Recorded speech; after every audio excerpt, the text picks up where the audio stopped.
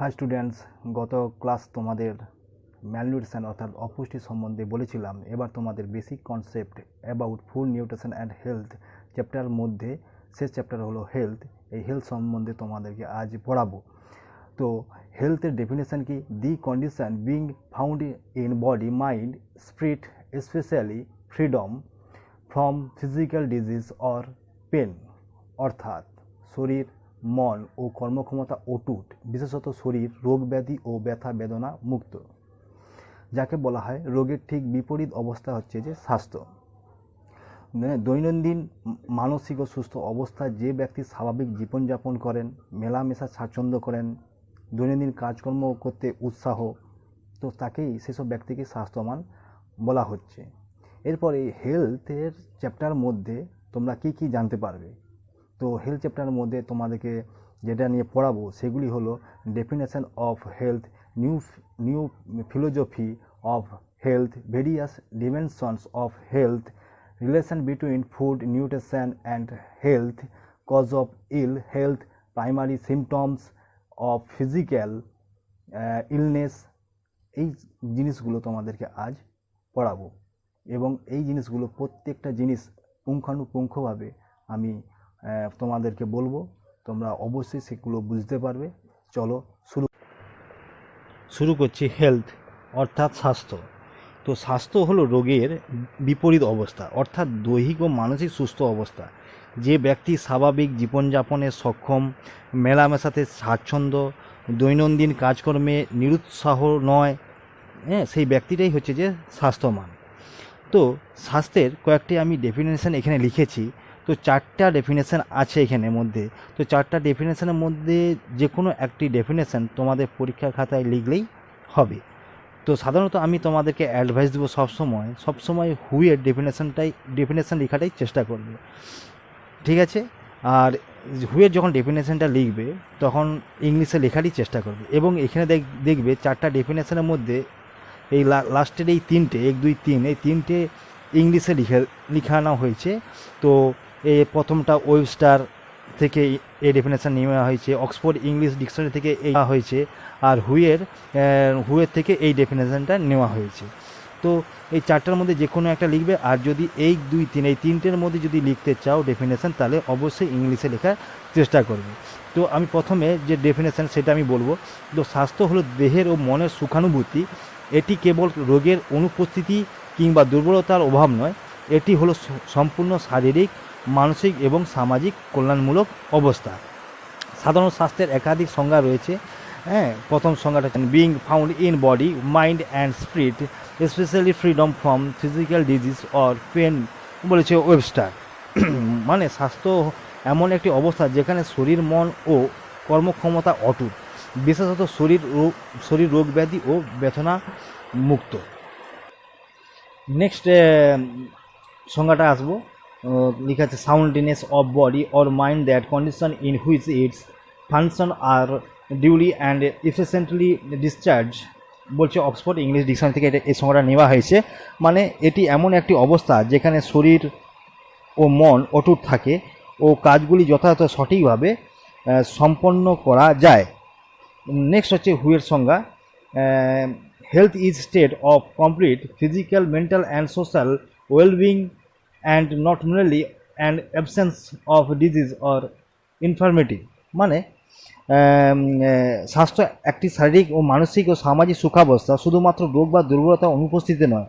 সম্প্রতি এর সঙ্গে যোগ করা হয়েছে স্বাস্থ্য জীবনযাপনকে সামাজিক ও অর্থনৈতিক দিক থেকে সৃজনশীল করে তোলে। তো স্বাস্থ্য সম্বন্ধে একাধিক ধারণা ও সংজ্ঞা থাকলেও বিশ্ব স্বাস্থ্য সংস্থা অর্থাৎ হু এর দেওয়া সংজ্ঞাটি বিশেষভাবে ব্যবহৃত হয় এবং প্রচুর পরিমাণে গৃহীত হয়। তো হুয়ের সংজ্ঞায় আধ্যাত্মিক স্বাস্থ্য, পারিপার্শ্বিক স্বাস্থ্য এর উল্লেখ না থাকলেও, তো এই দুটি গুরুত্বপূর্ণ বিষয়ের কথা স্বাস্থ্যের সঙ্গে অপ্রতভাবে জড়িয়ে আছে।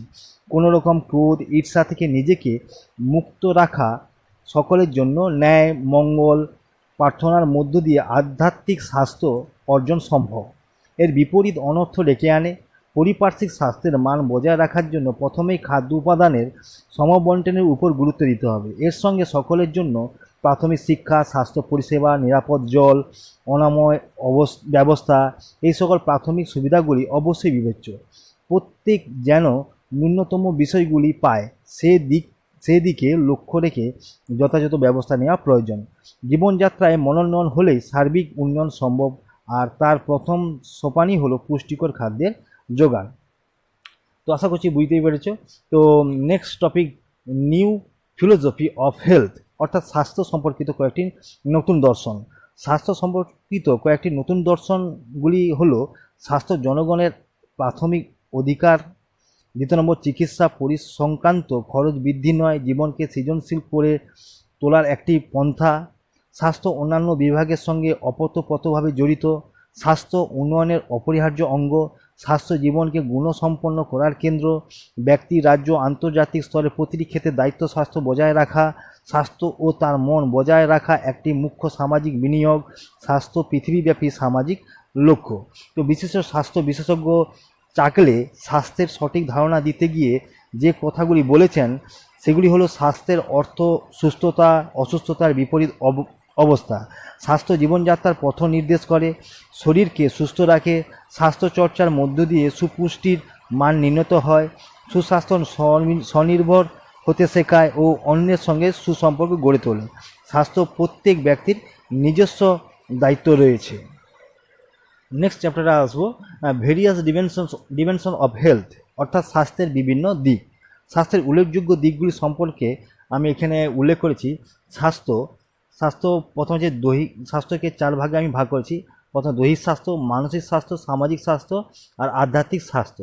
তো দৈহিক স্বাস্থ্যটা কি না, দৈহিক স্বাস্থ্য বলতে বোঝায় দেহের এমন একটি সুখবর অবস্থা যা কেবলমাত্র রোগের অনুপস্থিতি কিংবা দুর্বলতার অভাবকে সূচিত করে না, বরং তা সম্পূর্ণরূপে শারীরিক উন্নতিমূলক অবস্থাকে নির্দেশ করে। দ্বিতীয় নম্বর আসবো মানসিক স্বাস্থ্য। মানসিক স্বাস্থ্য বলতে বোঝায় দুশ্চিন্তামুক্ত জীবন, সংযম, প্রতিকূল পরিবেশে মানিয়ে নেওয়া ক্ষমতা, শান্তিপূর্ণ আনন্দপূর্ণ অবস্থায় থাকা, অন্যের আবেগ সম্পর্কে সতর্ক, শ্রদ্ধাযুক্ত ও সংবেদনশীল থাকা ইত্যাদি। নেক্সট তৃতীয় নম্বর সামাজিক স্বাস্থ্য। সামাজিক স্বাস্থ্য কি? সামাজিক স্বাস্থ্য বলতে বোঝায় একজন ব্যক্তি তার পরিবারের লোকজন, প্রতিবেশী এবং বৃহত্তর সমাজের মানুষের সঙ্গে স্বাভাবিকভাবে মানিয়ে নিতে পারার সামর্থ্যকেই বলা হয় সামাজিক স্বাস্থ্য। আর 4 নম্বরে আসবো আধ্যাত্মিক স্বাস্থ্য। আধ্যাত্মিক স্বাস্থ্য বলতে বোঝায় ন্যায়, সত্য ও পরম মঙ্গলের প্রতি বিশ্বাস। এবার নেক্সট আসবো ক্যারেক্টারিস্টিক অফ গুড হেলথ, অর্থাৎ সুস্বাস্থ্যের লক্ষণ। মানুষের সুস্বাস্থ্যের লক্ষণগুলি নিচে উল্লেখ করলাম। প্রথমে 1 নম্বর দৈহিক সুস্বাস্থ্যের লক্ষণ। তো দৈহিক সুস্বাস্থ্যের লক্ষণ কি দেখে বোঝা যাবে? দেহ, ত্বক, চুল, ভঙ্গি, তারপর হচ্ছে দাঁত, ঘুম, স্নায়ু, দৈহিক সঞ্চালন, ক্ষুধা, জ্ঞানেন্দ্রিয়, রক্তচাপ, ওজন, পেট, ঠোঁট, চোখ, এগুলো থেকে বোঝা যায়। কিভাবে বোঝা যায়? দেহ সবসময় সুগঠিত ও লাবণ্যময় হবে। ত্বক মসৃণ, সামান্য ভিজে ভাবযুক্ত ও সুন্দর হবে। নেক্সট আসবো চুল হচ্ছে কোমল ও উজ্জ্বল হবে। ভঙ্গি ঋজু প্রকৃতির হবে। নেক্সট চোখ হবে উজ্জ্বল, পরিষ্কার ও ক্লান্তি ছাপবিহীন। নেক্সট হচ্ছে যে পেট হবে সমতল। নেক্সট হচ্ছে মাংসপেশি হচ্ছে দৃঢ় হবে, হ্যাঁ, পেশিতে শীতলতা থাকবে না ও সুগঠিত থাকবে। মেদ কম থাকবে। দাঁত হবে ঝকঝকে পরিষ্কার ও উজ্জ্বল। মাড়ি হবে দৃঢ়, শক্ত, মজবুত ও গোলাপি। নিঃশ্বাস হবে দুর্গন্ধহীন। ওজন হবে স্বাভাবিক। রক্তচাপ হবে স্বাভাবিক। জ্ঞানেন্দ্রিয় হচ্ছে অক্ষুণ্ণ থাকবে। নিঃশ্বাস দুর্গন্ধহীন থাকবে। ক্ষুধা স্বাভাবিক থাকবে। হজম শক্তি স্বাভাবিক থাকবে। ঘুম গাঢ় ও পর্যাপ্ত হবে। স্নায়ু নিয়ন্ত্রণ শান্ত প্রকৃতির থাকবে, ঠিক আছে, অস্থিরতাবিহীন হবে স্নায়ু নিয়ন্ত্রণ। আর দৈহিক সঞ্চালন হবে স্বাভাবিক। এবার মানসিক সুস্বাস্থ্যের লক্ষণ। মানসিক সুস্বাস্থ্যের লক্ষণ 1 নম্বরে হচ্ছে মানিয়ে নেওয়ার ক্ষমতা জিনিসটা কি না, পরিবেশের সঙ্গে নিজেকে সঠিকভাবে মানিয়ে নেওয়াটা হচ্ছে সুস্বাস্থ্যের লক্ষণ। দ্বিতীয় নম্বর হচ্ছে সম্প্রীতি বজায় রাখা। তো সম্প্রীতি বজায় রাখা জিনিসটা কি না, পরিবারের সদস্যের সঙ্গে এবং সমাজের অপরাধ ব্যক্তিদের সঙ্গে সম্প্রীতি বজায় রেখে চলতে পারা। তৃতীয় নম্বরে আসবো শ্রদ্ধা প্রদর্শনের ক্ষমতা। শ্রদ্ধা প্রদর্শনের ক্ষমতা বলতে বোঝায় নিজের প্রতি বিশ্বাস এবং অপরের প্রতি শ্রদ্ধা প্রদর্শনের ক্ষমতা অর্জন করা। 4 নম্বরে আসবো সঠিক সহমত পোষণ। সঠিক সহমত পোষণ বলতে বোঝায় বাস্তব চিন্তার ক্ষেত্রে অন্যান্য ব্যক্তিদের সঙ্গে সঠিক সহমত পোষণ করা। 5 নম্বরে আসবো সচেতনতা। সচেতনতা বলতে বোঝায় নিজের জীবনের লক্ষ্য, চাহিদা, সামর্থ্য ইত্যাদি বিষয়ে সচেতন থাকা। নেক্সট 6 নম্বরে আসবো আত্মনিয়ন্ত্রণ ও সমস্যা সমাধানের দক্ষতা অর্জন। ইহা বলতে বোঝায় প্রয়োজন মতো নিজেকে নিয়ন্ত্রণ করতে পারা, বিভিন্ন সমস্যা সমাধানের জন্য প্রয়োজনীয় দক্ষতা অর্জন করা। নেক্সট 7 নম্বরে আসবো সদর্থক সমালোচনা মেনে নেওয়ার ক্ষমতা অর্জন। বলতে বোঝায় বিভিন্ন পরিস্থিতি সদর্থক সমালোচনা অস্বাভাবিক মেনে নেওয়ার ক্ষমতা অর্জন করাটাই হচ্ছে যে সুস্বাস্থ্যের লক্ষণ। 8 নম্বরে আসবো আবেগ নিয়ন্ত্রণ। আবেগ নিয়ন্ত্রণ বলতে বোঝায় নিজের আবেগকে সঠিকভাবে নিয়ন্ত্রণ করতে পারাটাই সুস্বাস্থ্যের লক্ষণ বোঝায়। এরপর আসবো সামাজিক সুস্বাস্থ্যের লক্ষণ। 1 নম্বরে আসবো পরিবারের সঙ্গে একাত্মবোধ। বলতে বোঝায় পরিবারের সকল সদস্যদের সঙ্গে একাত্মবোধ করা, এটা সুস্বাস্থ্যের লক্ষণ। 2 নম্বর নিজেকে বৃহত্তর সমাজের অঙ্গ ভাবতে পারা। বলতে বোঝায় নিজেকে বৃহত্তর সমাজের অঙ্গ হিসেবে ভাবতে পারাটাই হচ্ছে যে সুস্বাস্থ্যের লক্ষণ। 3 নম্বরে আসবো দায়িত্ব পালন। বলতে বোঝায় সমাজের প্রতি দায়িত্ব অনুভব করে কর্মে অগ্রসর হওয়াটাই সুস্বাস্থ্যের লক্ষণ। 4 নম্বরে আসবো সমাজের উন্নতি সহায়তা। বলতে বোঝায় সমাজে উন্নতিমূলক কাজে অংশগ্রহণের জন্য অগ্রসর হতে পারাটাই হচ্ছে সুস্বাস্থ্যের লক্ষণ। নেক্সট আসবো 4 নম্বরে আধ্যাত্মিক সুস্বাস্থ্যের লক্ষণ। তো 1 নম্বরে আসবো শান্তির বাতাবরণ। শান্তির বাতাবরণ বলতে বোঝায় সমাজের সঙ্গে সুষ্ঠুভাবে মানিয়ে চলার জন্য নিজের মনে শান্তির বাতাবরণ গড়ে তোলাটাই হচ্ছে সুস্বাস্থ্যের লক্ষণ। 2 নম্বরে আসবো প্রক্ষোভ নিয়ন্ত্রণ, অর্থাৎ ভয়, ক্রোধ, ঘৃণা, হিংসা প্রভৃতি থেকে নিজের মনকে মুক্ত রাখা। 3 নম্বরে আসবো বিশ্বাস গঠন। ন্যায়, সত্য এবং পরম মঙ্গলের প্রতি বিশ্বাস গড়ে তোলাটাই হচ্ছে সুস্বাস্থ্যের লক্ষণ। নেক্সট আসছে primary symptoms of physical illness, অর্থাৎ শারীরিক অসুস্থতার প্রাথমিক লক্ষণ। শারীরিক অসুস্থতার প্রাথমিক লক্ষণগুলি নিচে দেখিয়েছি। 1 নম্বর হচ্ছে লক্ষণ ছাড়া জ্বর, খিঁচুনি বা পেশির আক্ষেপ। 3 নম্বর অতিরিক্ত কান্না ও বিরক্ত ভাব। 4 নম্বর কম খিদে বা খেতে না চাওয়া, ওজন হ্রাস হওয়া বা বহুদিন ধরে একই ওজন থাকা।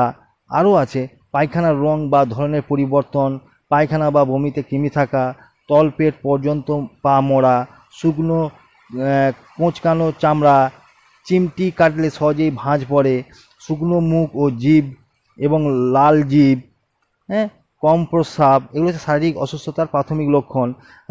আরও লক্ষণ আছে সর্দি এবং ঘন ঘন নিঃশ্বাসের কষ্ট বা শব্দ, মানে নাকের ফুটো বড় হয়ে যায়, দেখবে। তো শরীরের বিবর্ণতা এবং খেলাধুলোয় অনিচ্ছা, শুকনো চোখ এবং রাক্তকানা, চোখ ঘষা বা চোখে স্রাব, কান টানা বা কানে স্রাব, এগুলো হচ্ছে শারীরিক অসুস্থতার প্রাথমিক লক্ষণ। নেক্সট আসবো relation between nutrition and health. Relation between nutrition and health মানে পুষ্টি ও স্বাস্থ্যের সম্পর্ক। পরীক্ষায় প্রচুর পরিমাণে এই কোশ্চেনটা আছে যে পুষ্টি ও স্বাস্থ্যের মধ্যে সম্পর্কটি লেখো।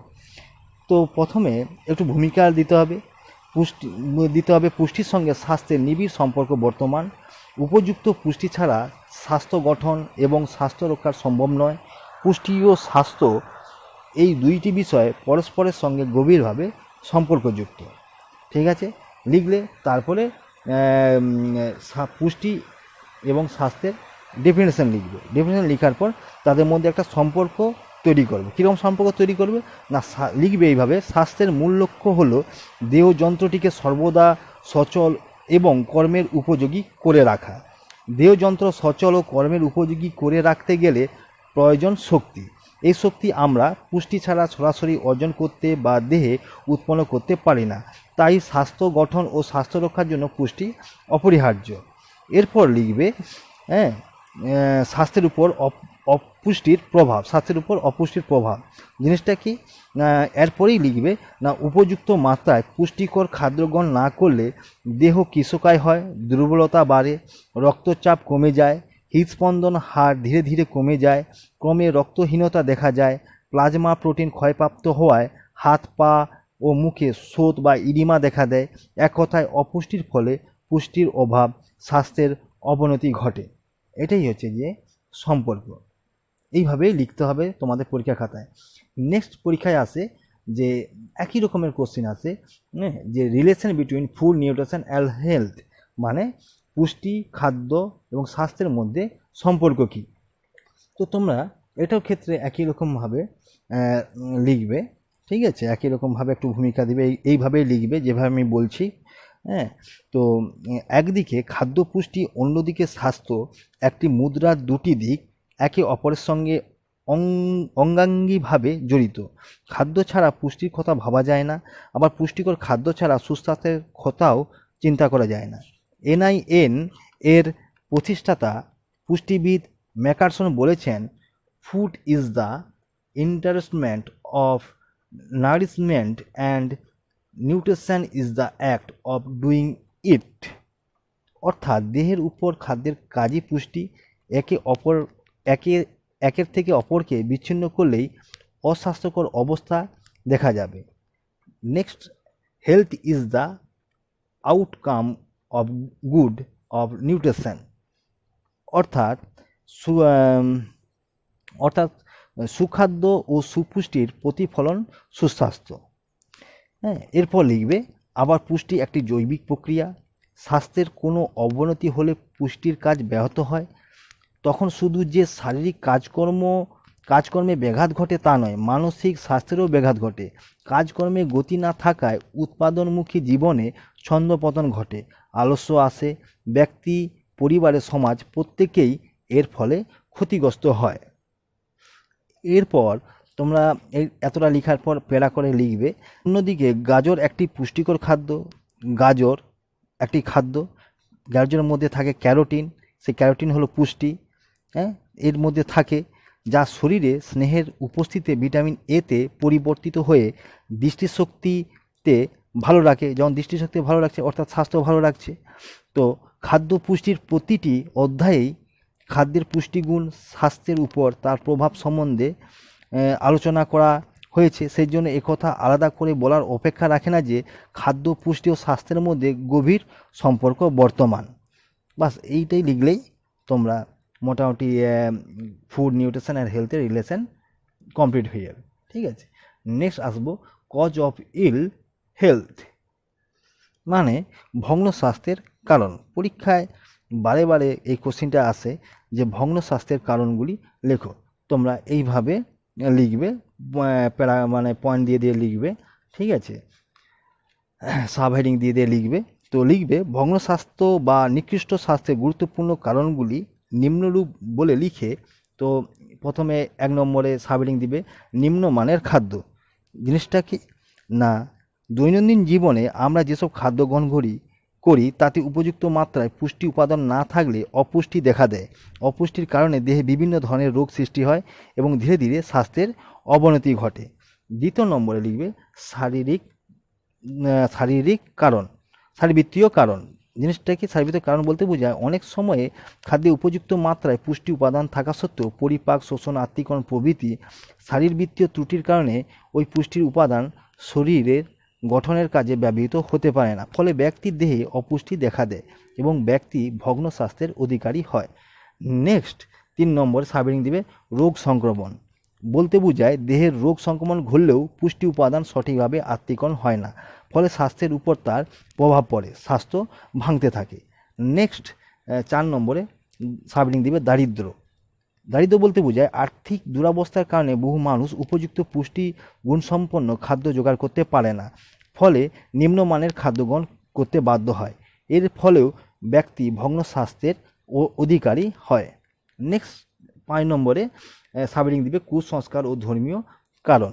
বলতে বোঝায় কয়েক সম্প্রদায়ের মানুষ ধর্মীয় কুসংস্কার দ্বারা পরিচালিত হয়ে বিশেষ কয়েক ধরনের খাদ্য বর্জন করে, ফলে তারা বিভিন্ন ধরনের পুষ্টিকর উপাদান থেকে বঞ্চিত হয়। এইভাবেও তাদের স্বাস্থ্যের অবনতি ঘটে। নেক্সট সাব হেডিং দিবে অজ্ঞতা।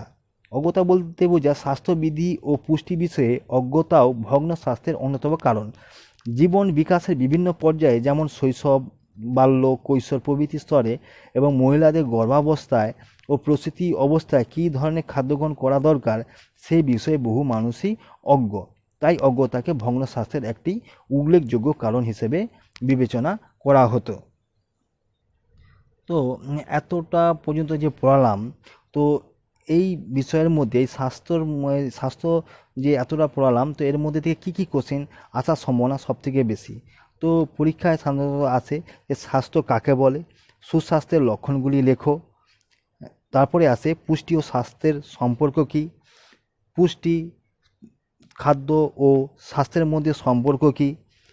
তো আরেকটা কোশ্চেন আসে, খুব ইম্পর্টেন্ট কোশ্চেন, যে স্বাস্থ্যের ভগ্নের কারণগুলি লেখো, অর্থাৎ ভগ্ন স্বাস্থ্যের কারণগুলি লেখো। তো এই সব কোশ্চেনগুলো বারে বারে তোমাদের পরীক্ষায় আসে, ঠিক আছে, এবং উত্তরগুলোও আমি ভালোভাবে বুঝিয়ে দিয়েছি। তোমরা একটু ভালো করে রিভাইজ করে এই ভিডিওটা দেখো, ঠিক তোমরা ভালোভাবে বুঝতে পারবে। তো এখানেই ক্লাসটা শেষ করলাম। আই হোপ আমি তোমাদের এই হেলথের বিষয়বস্তুটি বোঝাতে পেরেছি। এই লকডাউনের সময় সব শিক্ষা প্রতিষ্ঠানগুলি সব বন্ধ রয়েছে, এবং যারা টিউশনি নিতে পারছো না, নিউট্রিশনের টিউশনি নিতে পারছো না, তারা আমার এই ক্লাসটা যদি ফলো করতে পারো তাহলে খুবই উপকৃত হবে তোমরা। তো এখানেই শেষ করছি। জয় হিন্দ, বন্দে মাতরম।